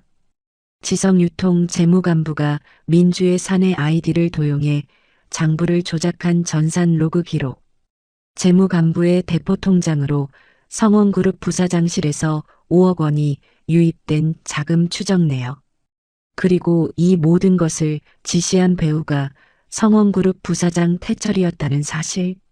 증거가 하나씩 스크린에 뜰 때마다 회의실 안이 웅성거렸습니다. 석진은 마이크 앞에서 또렷한 목소리로 선포했어요. 오민주 사원에 대한 공금 횡령 혐의는 완전한 조작이었습니다. 오민주 씨는 단 한 푼의 회사 돈에도 손을 대지 않았습니다. 오히려 이분은 자기 전 재산이었던 300만 원을 응급실에서 죽어가는 모르는 사람에게 선뜻 내어준 이 회사에서 가장 바르고 고결한 사람입니다. 회의실 안이 고요해졌어요. 석진의 목소리만이 스피커를 통해 울려 퍼졌습니다.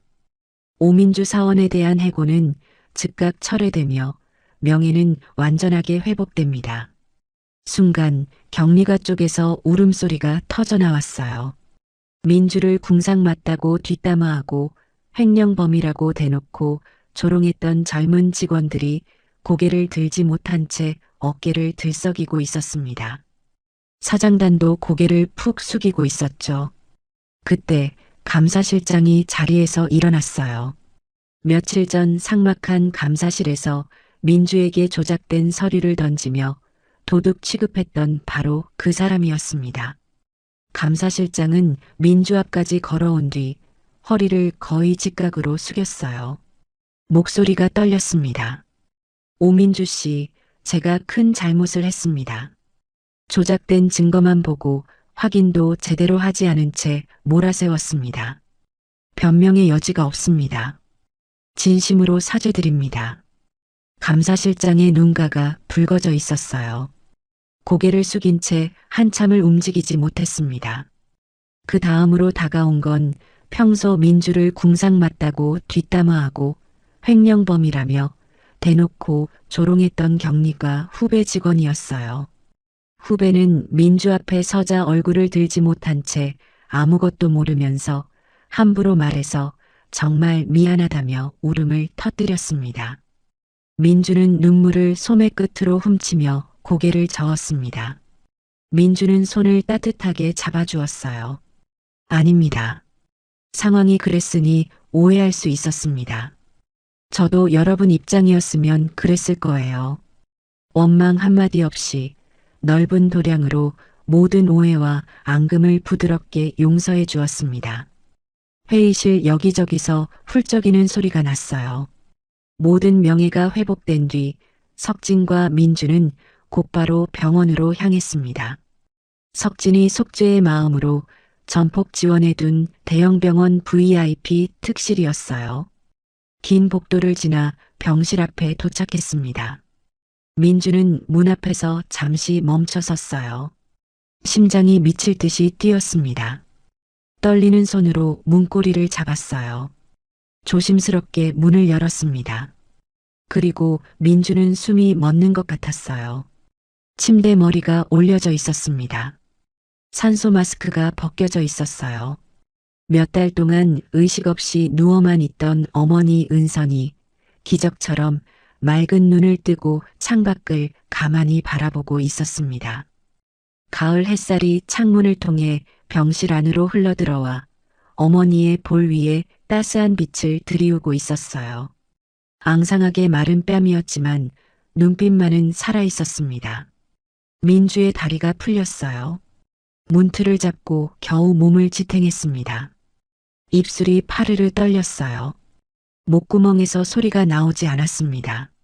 몇 번이나 입을 달싹거리다 겨우 한마디를 짜냈어요. 엄마. 은선이 고개를 돌렸습니다. 오랫동안 잠들어 있던 사람 특유의 느린 움직임이었어요. 문 앞에 서 있는 딸의 모습이 눈에 들어왔습니다. 은선의 입꼬리가 미세하게 떨리며 올라갔어요. 갈라지고 작은 목소리가 흘러나왔습니다. 우리 민주구나. 민주가 달려갔어요. 침대 위로 몸을 던지듯 어머니의 품에 안겼습니다. 어머니의 냄새가 났어요. 병원 소독약 냄새에 가려져 있었지만 그 아래로 어릴 때부터 맡아 온 어머니만의 따뜻한 채취가 희미하게 남아 있었습니다. 민주는 그 냄새를 맡는 순간 둑이 무너지듯 울음이 터졌어요. 엄마, 엄마 같은 말만 되풀이했습니다. 다른 말이 나오지 않았어요. 어머니의 가슴에 얼굴을 묻고 어린아이처럼 울었습니다. 그동안 참았던 것들이 한꺼번에 쏟아져 나왔어요. 주먹밥을 씹으며 삼킨 눈물, 원무과 앞에서 무릎 꿇던 새벽 감사실에서 도둑 취급당하며 떨던 손, 텅 빈 반지하 방에서 혼자 울던 밤. 그 모든 것이요. 은선의 앙상한 손이 천천히 올라와 딸의 머리카락을 쓰다듬었습니다. 손끝에 힘은 없었어요. 하지만 한 올 한 올 넘기는 그 손길에 세상의 모든 따뜻함이 담겨 있었습니다. 울지 마, 우리 민주. 엄마 여기 있어. 엄마 어디 안 가. 은선의 목소리도 젖어 있었어요. 딸의 등을 토닥이는 손가락이 미세하게 떨렸습니다.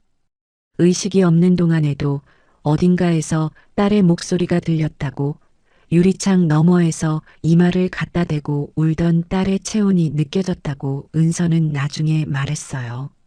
민주는 한참을 울다가 고개를 들었습니다. 눈물 범벅인 얼굴로 어머니를 올려다봤어요. 주름이 깊어지고 볼이 홀쭉해졌지만 그래도 세상에서 가장 예쁜 얼굴이었습니다. 바로 그때 병실 문이 다시 열렸어요. 딸의 머리를 쓰다듬던 은선의 손이 멈췄습니다. 눈동자가 문 쪽을 향했어요. 문 너머로 중년 남성의 실루엣이 보였습니다. 가을 햇살을 등진 채 천천히 한 걸음 병실 안으로 들어서는 남자. 은선의 눈이 크게 벌어졌어요. 세월이 흘러 눈가에 깊은 주름이 졌습니다. 머리카락에 은빛이 섞여 있었어요. 하지만 그 기품 있는 눈빛과 곧은 어깨, 그리고 입술을 꽉 다무는 버릇은 35년 전 그때와 똑같았어요. 은선의 입술이 달싹거렸습니다. 손가락이 이불 위에서 파르르 떨렸어요. 얼굴에서 혈기가 빠져나갔다가 다시 붉게 물들었습니다. 심장이 미칠 듯이 뛰었어요. 참았던 눈물이 왈칵 쏟아져 내렸습니다. 석진 씨, 당신 맞지요? 정말 석진 씨인가요? 은선의 목소리가 갈라졌어요. 35년 동안 한 번도 입 밖에 내지 못했던 이름이었습니다. 잠들기 전 이불 속에서만 몰래 불러보던 이름. 남편의 주먹이 날아올 때 이를 악물고 속으로만 되뇌던 이름. 시장 좌판에서 손이 얼어붙을 때 은팔찌를 만지며 가슴속으로만 부르던 이름이었어요. 그 이름을 지금 눈앞에 서 있는 사람에게 직접 부르고 있었습니다. 석진은 한 발짝도 더 걸을 수 없었어요. 다리가 굳어버렸습니다. 은선의 얼굴을 바라보는 순간 35년이라는 시간이 한꺼번에 무너져 내렸어요. 주름이 져도 변하지 않은 그 눈. 공항 유리창 너머로 마지막으로 봤던 그 눈동자가 지금 자기를 바라보고 있었습니다. 석진의 눈에서 눈물이 쏟아졌어요. 참을 수 없었습니다. 참으려고 하지도 않았어요. 석진은 침대 곁으로 다가가 무릎을 꿇었습니다. 은선의 떨리는 손을 두 손으로 꼭 잡았어요. 뜨겁고 젖어 있었습니다. 은선의 주름진 뺨을 떨리는 손끝으로 아주 조심스럽게 어루만졌어요. 마치 꿈처럼 사라질까봐 두려운 듯 손가락 끝에 힘을 주지 못했습니다. 은선아, 내가 너무 늦었다. 석진의 어깨가 크게 들썩였어요. 너를 이 고생시키고 내가 너무 늦게 와서 정말 미안하다. 재계의 정상에 선 남자가 첫사랑의 침대 곁에 엎드려 통곡했습니다. 35년 동안 목구멍에 틀어막고 살아왔던 그리움과 미안함이 한꺼번에 터져 나온 거였어요. 어깨가 흔들릴 때마다 등에 걸친 캐시미어 코트가 바닥에 질질 끌렸지만 석진은 아랑곳하지 않았습니다. 은서는 석진의 머리를 쓰다듬었어요. 앙상한 손가락이었지만 35년 전 강변에서 석진의 머리카락을 넘겨주던 그때와 같은 손길이었습니다. 은선의 입술이 떨렸어요. 나도요, 석진 씨. 나도 단 하루도 잊은 적 없어요. 두 사람은 손을 꼭 맞잡은 채 한참을 울었습니다. 35년이라는 잔인한 세월이 만들어낸 상처와 그리움을 뜨거운 눈물로 한 겹 한 겹 씻어내렸어요. 병실 창문 너머로 가을 햇살이 쏟아져 들어왔습니다. 두 사람의 맞잡은 손 위로 따스한 빛이 내려앉았어요. 민주는 한 발짝 물러서서 그 모습을 바라보고 있었습니다. 눈물이 멈추지 않았어요. 하지만 슬픈 눈물이 아니었습니다. 민주는 자기 손목에서 은팔찌를 조심스럽게 풀었어요. 그리고 어머니의 손목에 다시 채워주었습니다. 빛바랜 들꽃 문양이 병실에 쏟아지는 가을 햇살을 받아 은은하게 반짝였어요. 35년 만에 팔찌가 원래 자리로 돌아간 거였습니다. 석진이 은선의 손목에 채워진 팔찌를 바라봤어요. 24살의 밤 공방에서 끌과 망치를 잡고 한 땀 한 땀 새겼던 그 들꽃 문양이 아직도 선명했습니다. 석진은 팔찌 위에 입술을 가볍게 갖다 대었어요. 은선이 미소를 지었습니다. 주름 사이로 눈물이 흘렀지만 세상에서 가장 고운 미소였어요. 그 후의 일들은 빠르게 흘러갔습니다. 얼마 뒤 민주는 성원그룹 본사의 핵심 인재로 첫 출근을 하게 됐어요. 깔끔한 정장을 입고 어깨를 곧게 편 채 본사 로비를 걸어 들어가는 민주의 모습에서 당당함과 기품이 넘쳐 흘렀습니다. 뒤늦게 다시 만난 석진과 은서는 평창동의 따스한 저택에서 조용한 여생을 보내기 시작했어요. 35년 동안 못다한 이야기를 나누며 주말이면 함께 교회로 드라이브를 갔습니다. 들꽃이 핀 강변에 나란히 앉아 도시락을 먹기도 했어요. 석진이 서툰 솜씨로 된장찌개를 끓이면 은선이 웃으며 간을 봐주곤 했습니다. 소박하지만 세상에서 가장 따뜻한 시간이었어요. 그리고 어느 가을 저녁 퇴근 후 평창동 저택으로 돌아온 민주가 현관문을 열었습니다. 거실에서 웃음소리가 들렸어요. 석진과 은선이 소파에 나란히 앉아 있었습니다. 은선이 석진의 어깨에 머리를 기대고 있었어요. 석진은 은선의 손을 꼭 잡고 있었습니다. 두 사람의 얼굴에 주름이 깊었지만 눈빛만은 24살과 22살의 그때처럼 맑고 따뜻했어요. 민주는 거실 입구에 서서 그 모습을 바라보며 환하게 미소 지었습니다. 거실 창가로 가을 햇살이 흘러들어왔어요. 따스한 빛이 은선의 손목 위에 내려앉았습니다. 손목에 채워진 들꽃 문양의 은팔찌가 세상에서 가장 눈부시고 은은하게 반짝였어요. 35년의 기다림 끝에 돌아온 사랑. 세상 모든 시련을 이겨낸 효녀의 따뜻한 미소. 그리고 슬픔 없는 영원한 해피엔딩.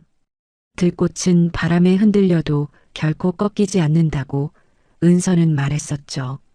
그 말은 틀리지 않았습니다. 오늘의 이야기 어떠셨나요? 가진 것이라곤 전 재산 300만 원이 전부였지만 민주는 그 돈으로 모르는 사람의 목숨을 살렸습니다.